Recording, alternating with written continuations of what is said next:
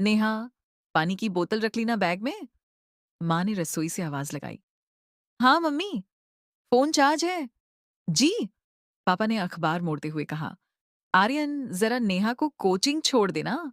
जूते पहनती नेहा कुछ पल के लिए रुक गई। पापा, मैं ऑटो से चली जाऊंगी। अरे, आर्यन उसी तरफ जा रहा है, पापा ने सहज स्वर में कहा। साथ चली जाओ। आर्यन बाइक की चाबी घुमाते हुए हंसा। चलो मैडम।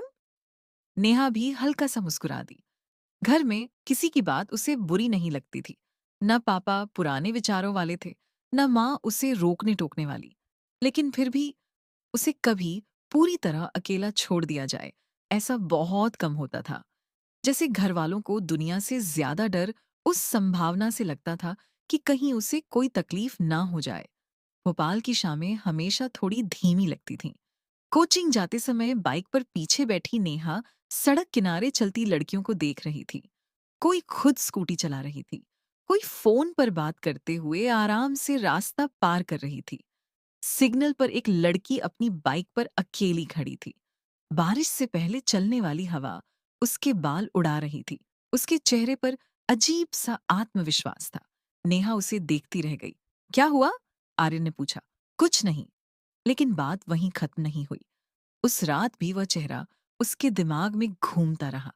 रात को पापा बालकनी में पौधों में पानी डाल रहे थे। नेहा धीरे से उनके पास जाकर खड़ी हो गई।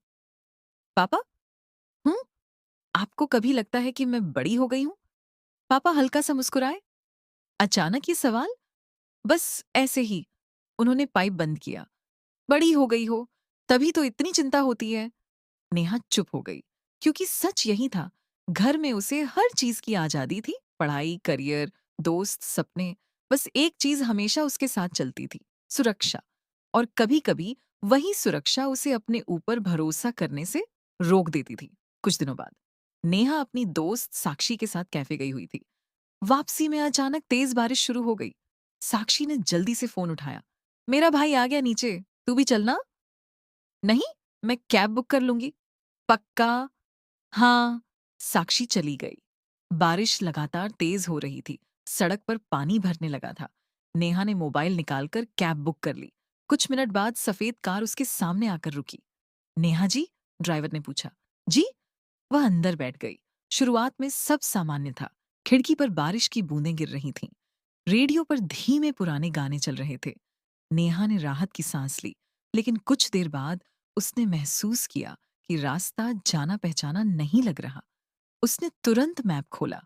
कैब दूसरी तरफ मुड़ चुकी थी। भैया, ये रास्ता? उसने थोड़ा झुककर पूछा। ड्राइवर ने सहज आवाज में कहा। मैडम, आगे बहुत ट्रैफिक है, ये शॉर्टकट है। ओह! नेहा फिर सीट पर टिक गई, लेकिन अब उसका ध्यान लगातार बाहर ही था। सड़क पहले से ज्यादा सुनसान थी। कुछ दुकानों के शटर बंद थे। बारिश की वजह से आसपास लोग भी बहुत कम दिख रहे थे। उसका दिल धीरे धीरे तेज धड़कने लगा। उसने खुद को समझाने की कोशिश की। कुछ नहीं है, बस दूसरा रास्ता है। लेकिन मन शांत नहीं हो रहा था। उसने चुपके से साक्षी को लाइव लोकेशन भेज दी। फिर माँ का नंबर खोला, लेकिन कॉल नहीं किया। उसे खुद समझ नहीं आ रहा था कि वह इतना डर क्यों रही है। ड्राइवर अब भी सामान्य था, आराम से गाड़ी चला रहा था। लेकिन नेहा के दिमाग में एक के बाद एक ख्याल आने लगे। अगर रास्ता गलत हुआ तो? अगर मैं कहीं फंस गई तो? अगर... उसने खिड़की के बाहर देखा। उसे अचानक एहसास हुआ, उसे सिर्फ दुनिया से डर नहीं लगता। उसे डर इस बात का लगता है कि अगर सच में कभी कोई मुश्किल आ गई, तो क्या वह खुद को संभाल पाएगी? क्योंकि उसने हमेशा किसी न किसी को अपने साथ पाया था। कुछ मिनट बाद ड्राइवर बोला, मैडम, आपका घर सामने वाली गली में है ना? नेहा ने बाहर देखा। वह सच में उसके घर के पास पहुंच चुके थे। उसने लंबी सांस ली। हाँ, यहीं। कैब रुक गई। ड्राइवर ने सामान्य स्वर में कहा, बारिश में इधर वाला रास्ता जल्दी पड़ता है। जी, धन्यवाद। नेहा बाहर उतरी। घर की लाइट देखते ही उसे अजीब सी राहत महसूस हुई। दरवाजा खुलते ही माँ बोली, इतनी देर? फोन क्यों नहीं उठा रही थी? बस रास्ते में थी। पापा पानी का गिलास लेकर आए। सब ठीक? नेहा कुछ पल चुप रही, फिर धीरे से बोली, पापा, अगर कभी मैं सच में अकेली पड़ गई ना, तो शायद मुझे समझ नहीं आएगा क्या करना है। पापा ने पहली बार उसकी आवाज के पीछे छिपा डर महसूस किया। वह दुनिया से लड़ने की बात नहीं कर रही थी। वह खुद पर भरोसा करना सीखना चाहती थी। अगली सुबह नाश्ते की टेबल पर उसने अचानक कहा, पापा, मुझे बाइक चलाना सीखना है। माँ ने उसकी तरफ देखा। स्कूटी नहीं? नहीं, बाइक। आर्यन हंस पड़ा। कल बारिश में क्या हुआ था? नेहा भी हल्का सा मुस्कुराई। कुछ नहीं, बस लगा कि अब हर बार किसी का इंतजार करना अच्छा नहीं लगता। पापा उसे ध्यान से देखते रहे। डर गई थी? नेहा ने कुछ सेकंड बाद सिर हिला दिया। हाँ, फिर बाइक क्यों सीखना चाहती हो? उसने धीमे स्वर में कहा, क्योंकि मैं डर खत्म नहीं कर सकती, लेकिन शायद खुद पर भरोसा करना सीख सकती हूँ। टेबल पर हल्की सी खामोशी फैल गई। पापा ने नजरें झुका लीं। शायद पहली बार उन्हें एहसास हुआ कि उनकी बेटी आजादी नहीं मांग रही, वह आत्मविश्वास मांग रही थी। कुछ दिनों बाद आर्यन उसे कॉलोनी के मैदान में बाइक सिखा रहा था। धीरे क्लच छोड़ो। बाइक बंद हो गई। यार, नेहा झुंझला गई। आर्यन हंस पड़ा। इतनी जल्दी क्या है? जल्दी नहीं है। वह रुक गई।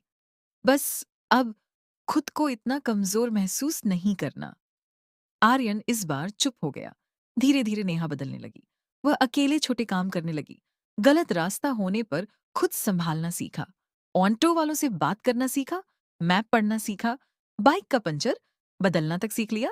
ये छोटी छोटी चीजें थीं, लेकिन इन्हीं छोटी चीजों में उसका आत्मविश्वास धीरे धीरे बन रहा था। एक रात खाने के बाद उसने बहुत सामान्य तरीके से कहा, पापा, अगर मैं कभी लद्दाख जाऊं तो? माँ तुरंत बोली, अकेले? हुँ। पापा ने पानी का गिलास नीचे रखा। सच बताऊँ? हुँ।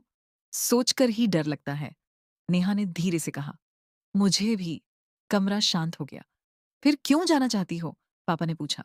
नेहा खिड़की की तरफ देखने लगी। पता नहीं। कुछ सेकंड बाद उसने कहा, शायद इसलिए क्योंकि अगर मैं वहां तक पहुंच गई, तो फिर जिंदगी में कहीं भी जा पाऊंगी। उसकी आवाज में घूमने का उत्साह कम था। खुद को खोजने की इच्छा ज्यादा थी। उस रात पापा उसके कमरे के बाहर कुछ देर खड़े रहे। दीवार पर लगा भारत का नक्शा देख रहे थे, जिस पर नेहा छोटे छोटे पिन लगाकर रास्ते मार्क कर रही थी। उन्हें अचानक एहसास हुआ, उनकी बेटी कहीं भागना नहीं चाहती। वह सिर्फ खुद को छोटा महसूस करना बंद करना चाहती है। कुछ दिनों बाद सुबह पापा ने उसके सामने एक नई राइडिंग जैकेट रख दी। नेहा हैरान रह गई। ये किसके लिए? जिससे लद्दाख जाना है उसके लिए। उसकी आंखें भर आईं। मतलब, आप सच में जाने देंगे? पापा हल्का सा मुस्कुराए।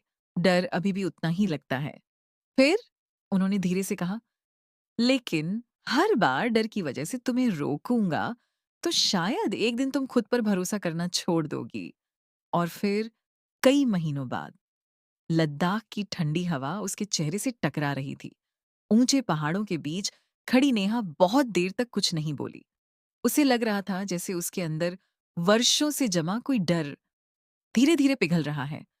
मोबाइल बजा। पापा का वीडियो कॉल। पहुंच गई? उन्होंने पूछा। नेहा मुस्कुराई। हाँ। पापा स्क्रीन पर पहाड़ों को देखते रहे, फिर धीमे से बोले, पता है, जब तुम छोटी थी ना, सड़क पार करते समय हमेशा तुम्हारा हाथ पकड़ता था। नेहा चुपचाप सुनती रही। शायद आदत ही रह गई थी। नेहा की आंखें भर आईं। लेकिन पापा? हूं, अब मैं सड़क पार कर सकती हूँ। फोन के उस पार कुछ सेकंड तक सिर्फ हवा की आवाज सुनाई देती रही। और उन पहाड़ों के बीच खड़ी नेहा को पहली बार महसूस हुआ, किसी का हाथ छोड़ देना हमेशा दूर होना नहीं होता। कभी कभी वही सबसे गहरा भरोसा होता है।